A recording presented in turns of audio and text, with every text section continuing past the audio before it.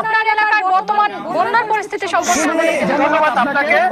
আমি এই মুহূর্তে অবস্থান করছি কক্সবাজার জেলার উপাঞ্চল কুতুবদিয়া। যে কুতুবদিয়া উপাঞ্চলটি প্রতি বর্ষার মৌসুমে কিন্তু অতিবৃষ্টির ফলে বন্যায় কবলিত হয়ে হাজার হাজার কৃষকের ফসলের জমিগুলি নষ্ট হয়ে যায়। এই মুহূর্তে কিন্তু কুতুবদিয়ার পাতিকা সংলগ্ন এলাকায় যে বেড়িবাঁধটি আপনারা দেখতে পাচ্ছেন, এই বেড়িবাঁধ দিয়েই প্রতি বছর বর্ষার মৌসুমে কিন্তু পানি প্রবেশ করে আমাদের এই কুতুবদিয়া উপজেলার গড় বাইরে রাস্তাঘাট পুকুরগুলো সবগুলো কিন্তু ভেঙে যায়। এই বর্ষার মৌসুমে কিন্তু জরুরি ভিত্তিতে বেড়িবাঁধ যোগ্য সংস্কার করার কারণে কিন্তু আপাতত এই দ্বীপবাসী রক্ষা হয়েছে।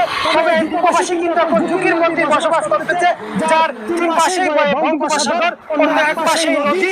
সেই বঙ্গোপসাগরের মাঝখানে কিন্তু এই দ্বীপ উপজেলা কুতুবদিয়া 25 বর্গ কিলোমিটার। এই কুতুবদিয়া কিন্তু এখন সমুদ্রের পানিতে বেগেই মাত্র 18 বর্গ কিলোমিটারে চলে আসছে।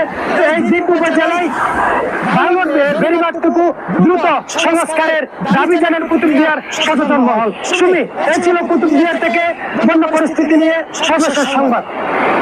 আপনাকে ধন্যবাদ। ভারী বৃষ্টি